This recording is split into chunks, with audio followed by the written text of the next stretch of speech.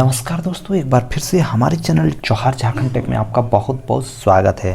जैसा कि फ्रेंड्स आपको पता है कि हमने विकास की अवधारणा और इसका अधिगम से संबंध शुरू किया था और ऑलरेडी मैंने आपको 4 क्लासेस दिए हैं और ये अंतिम क्लास 5वां ये क्लास है। और मैं आज इसको बताने वाला हूँ कि बाल विकास की अवस्थाएँ क्या है और इसके बाद आपका ये चैप्टर ख़त्म हो जाएगा और हम लोग नया चैप्टर शुरू करेंगे। ठीक है फ्रेंड्स, तो वीडियो को शुरू करने से पहले मैं आपसे एक रिक्वेस्ट करता हूं कि वीडियो यदि पसंद करें तो आप लाइक ज़रूर कीजिएगा अगर आपको वीडियो पसंद आए तो, और चैनल में नया तो चैनल को सब्सक्राइब करना नहीं भूलेंगे और बेल आइकन को प्रेस करेंगे ताकि आपको हमेशा लेटेस्ट वीडियोज़ ईजिली प्राप्त होते रहे। तो चलिए दोस्तों, वीडियो को स्टार्ट करते हैं और बाल विकास की अवस्थाएँ कितनी होती है वो देखते हैं। तो यहाँ पर मैं बता दूं कि सभी मनोवैज्ञानिकों ने इसे अपने हिसाब से बांटा है और किसी ने 4 भागों में बांटा है, तो किसी ने 8, तो किसी ने 12। तो सभी के अनुसार यहाँ पर मैं बताने वाला हूँ कुछ इम्पोर्टेंट मनोवैज्ञानिक जो हैं जिन्होंने बांटा है इसको अपने हिसाब से, इसको बांटा है, तो वो मैं बता रहा हूँ। तो सबसे पहले देखते हैं रोस के अनुसार ये जो विकास की अवस्थाएँ हैं इसको 4 भागों में बांटा है। ये सबको आप याद कर लीजिएगा। तो इसमें शैशवावस्था आता है जो कि जन्म से 5 या 6 वर्ष तक है। बाल्यावस्था 5 या 6 वर्ष से 12 वर्ष तक है। किशोरावस्था एडोलसेंस यानी 12 वर्ष से 18 वर्ष तक की आयु को किशोरावस्था में रखा है। प्रौढ़ावस्था यानी एडल्टहुड 18 वर्ष के पश्चात की जो आयु है उसको इन्होंने प्रौढ़ावस्था में रखा है। अब देखते हैं हरलोक के अनुसार दोस्तों इन्होंने जो बाल विकास की जो अवस्थाएं हैं इसको करीबन 8 भागों में इन्होंने बांटा है। तो पहला जो है गर्भकालीन अवस्था है जिसे पेरेंटल पीरियड कहते हैं, गर्भ धारण से समय जन्म तक। दूसरा है शैशवावस्था यानी इन्फेंसी, जन्म से 14 दिन की अवस्था को शैशवावस्था कहते हैं। और बचपनावस्था बेबीहुड इसको इंग्लिश में कहते हैं, 2 सप्ताह के बाद से 2 वर्ष तक। पूर्व बाल्यावस्था ईयरली चाइल्डहुड इसे इंग्लिश में कहते हैं, इसे इन्होंने रखा है 3 वर्ष से 6 वर्ष तक की आयु को इन्होंने पूर्व बाल्यावस्था में रखा है। दोस्तों ये सब को आपको रटना ही पड़ेगा या याद कर लेना पड़ेगा। देखिए 5वां नंबर है उत्तर बाल्यावस्था यानी लेट चाइल्डहुड, इसको 6 से 14 वर्ष। वयासंधि या पूर्व किशोरावस्था जिसे इंग्लिश में प्यूबर्टी कहते हैं, इसे 11 से 17 वर्ष रखा है। किशोरावस्था को इन्होंने एडोलसेंस यानी इसको 17 से 21 वर्ष के अंतर्गत रखा है। दोस्तों एग्जाम में क्या होता है कि आपको पूछ देगा कोल या हरलोक के अनुसार किशोरावस्था की जो आयु है वो कितनी होती है और आपको ऑप्शन में दे देगा, तो आपको सही ऑप्शन पे टिक लगाना है। ऐसा 1-2 नंबर का क्वेश्चन पूछता है, हमेशा पूछता है, तो ये सभी याद करना आपको चाहिए। तो देखिए एडल्टहुड इन्होंने प्रौढ़ावस्था को 21 से 40 वर्ष रखा है। और उसके बाद देखिए कोल भी एक मनोवैज्ञानिक थे जिन्होंने विकास की अवस्थाओं को कुल 12 भागों में बांटा है। पहला है शैशवावस्था, जन्म से लेकर 2 वर्ष तक। प्रारंभिक बाल्यावस्था 2 से 5 वर्ष तक। मध्य बाल्यावस्था बालक इसमें 2 भागों में बांटा है, बालक का 6 से 12 और बालिका 6 से 10 वर्ष। ये सब याद करना पड़ेगा आपको, कोई उपाय नहीं है। पूर्व किशोरावस्था या उत्तर बाल्यावस्था बालक 13 से 14 वर्ष, बालिका 11 से 12 वर्ष। दोस्तों वीडियो पसंद आ रही है तो लाइक करते जाना, क्योंकि अगर आप लाइक करते हैं तो हमारा उत्साह बढ़ता है। 5वां नंबर प्रारंभिक किशोरावस्था यानी उत्तर बाल्यावस्था इसे कहते हैं, बालक 13 से 14 वर्ष, बालिका 11 से 12 वर्ष। अभी हम लोग कोल का देख रहे हैं, ठीक है, कोल के अनुसार ये हो रहा है। मध्य किशोरावस्था में बालक 17 से 18 वर्ष, बालिका 15 से 17 वर्ष। उत्तर किशोरावस्था बालक 19 से 20 वर्ष, बालिका 18 से 20 वर्ष तक। प्रारंभिक प्रौढ़ावस्था 21 से 37 वर्ष तक। मध्य प्रौढ़ावस्था 37 से 49 वर्ष तक। उत्तर प्रौढ़ावस्था 50 से 64 वर्ष तक। प्रारंभिक वृद्धावस्था 65 से 74 वर्ष तक। और ये जो लास्ट है ये वृद्धावस्था को इन्होंने रखा है 75 से आगे जो भी होगा उसे इन्होंने वृद्धावस्था में रखा है। अब देखिए ये दोस्तों बाल विकास के पक्ष ये बहुत ही इम्पोर्टेंट है दोस्तों, इसको आपको याद रखना पड़ेगा। बाल विकास के मूल रूप से 6 पक्ष होते हैं। तो पहला है दोस्तों शारीरिक विकास, दूसरा है मानसिक विकास, तीसरा है क्रियात्मक विकास, चौथा है संवेगात्मक भाषा विकास एवं सामाजिक विकास। तो ये 6 बाल विकास के पक्ष है, जिसको मैं यहाँ बता दे रहा हूँ। इसको किताब में बहुत ही बढ़ा चढ़ा के बहुत लंबा सा लिखा है, आप किताब पढ़ना चाहते हो तो पढ़ लोगे। मैं यहाँ सिंपली आपको बता दे रहा हूँ। शारीरिक विकास यानी आपका शरीर से संबंध रखता है। आपके शरीर में जो भी विकास होता है वो शारीरिक विकास के अंतर्गत आता है। और ये दोस्तों जब आप इस दुनिया में जन्म लेते हो या बच्चा इस दुनिया में अपना पहला कदम रखता है, तभी से ये शुरुआत हो जाता है, ये विकास होता रहता है। समझे बात को आप? ये होता है शारीरिक विकास। और ये जो शारीरिक विकास है ये आंतरिक भी होती है और ये बाह्य रूप से, बाह्य में भी होती है, अंदर में भी होती है और बाहर में भी होती है। ठीक है, ये समझ गए।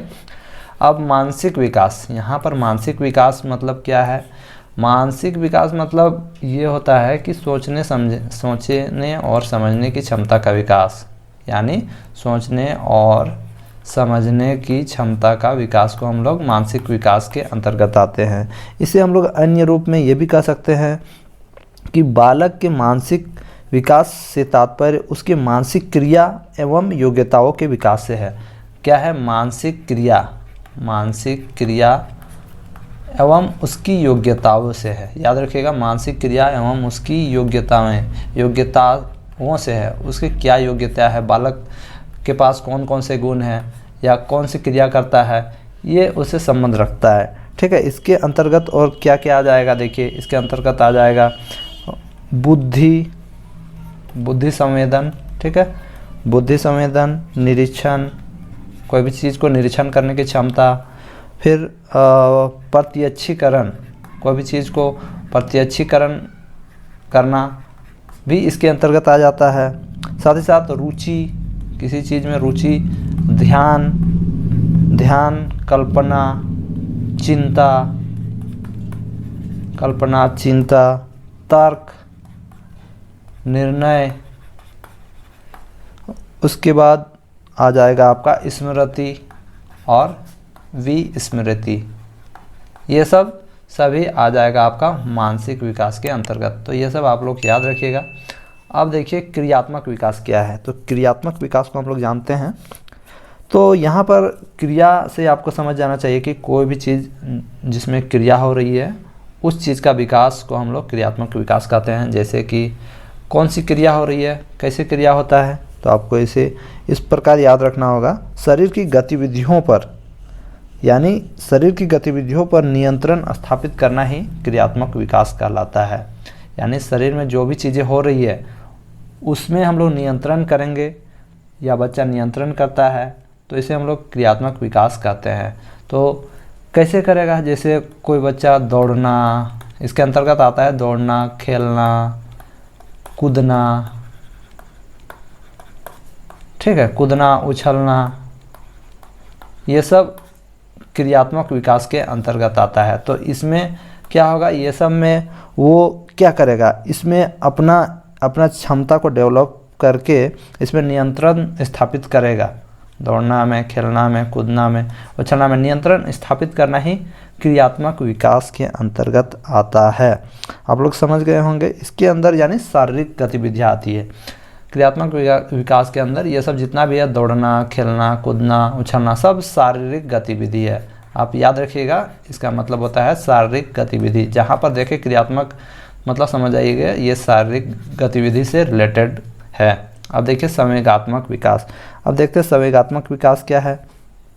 देखिए ये जो विकास है संवेगात्मक विकास, ये जन्म के समय से ही शुरू हो जाती है। जन्म के साथ ही इसका स्टार्ट हो जाता है, जन्म के साथ ही इसका स्टार्टिंग हो जाता है।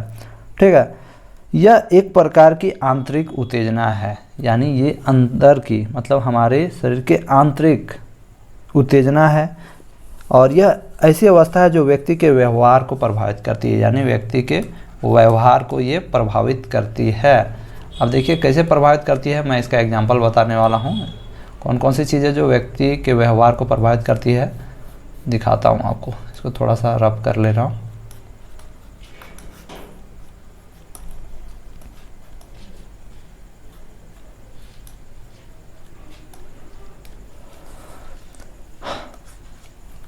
तो कौन सी चीज़ें जो हैं व्यक्ति के व्यवहार को प्रभावित करती है, तो एग्जाम्पल में आ जाएगा आपका प्रसन्नता, दूसरा आ जाएगा क्रोध, घृणा, आश्चर्य, स्नेह, द्वेष, ये सब जो है दोस्तों आपका संवेगात्मक विकास के अंतर्गत आएगा। एग्जाम में कभी भी आपका पूछेगा तो ये सब को याद रखिएगा कि ये सब संवेगात्मक विकास के अंतर्गत आएगा, यानी ये संवेग है, बस याद रख लीजिएगा इतना। संवेग मतलब ये सब जो है सब संवेग के अंतर्गत आता है। और भाषा का विकास, अब देखिए भाषा का विकास भी दोस्तों जैसे ही बच्चा पैदा होता है, दुनिया में अपना पहला कदम रखता है, तभी से ये भाषा का विकास होता है। और आप लोगों को पता ही होगा कि भाषा बहुत ही इम्पोर्टेंट है हर व्यक्ति के लिए या हर बालक के लिए, क्योंकि भाषा के द्वारा ही हम दूसरे के बातों को समझते हैं और अपनी बातों को दूसरों के सामने रखते हैं और समझाने की कोशिश करते हैं। तो ये बहुत ही इम्पोर्टेंट है, यानी जैसे जैसे बच्चा बढ़ते जाता है उसमें भाषा का विकास भी होता जाता है, बस इतना ही याद रखना और कुछ नहीं। और लास्ट है ये सामाजिक विकास। अब इसको तो आप सामाजिक कहेंगे, सामाजिक विकास मतलब समाज में रहने लायक बनना, मतलब जो बच्चा होता है समाज में कैसे रहेगा, समाज में कौन नियम कानून है उसको कैसे समझेगा, तब वो समाज में रहने लायक बनेगा, समाज में लोगों के साथ मिलजुल के अपना रिलेशन बनाएगा। तो ये सामाजिक विकास है, मतलब समाज में रहने लायक बनने वाले को ही हम लोग सामाजिक विकास कहते हैं। तो समाज में कैसे रहना है, कैसे बात करना है, कैसे विचार करना है, ये सब सामाजिक विकास है। तो ये हो गया आप लोगों का पहला चैप्टर ख़त्म, और कल से हम लोग दूसरा चैप्टर स्टार्ट करेंगे। और ये लास्ट में मैं यही कहूँगा दोस्तों कि वीडियो अगर पसंद आ रही है तो वीडियो को लाइक करें, कमेंट करें और चैनल को सब्सक्राइब करना नहीं भूलें। दोस्तों मिलते हैं नेक्स्ट वीडियो में, तब तक के लिए जय हिंद, जोहार झारखंड।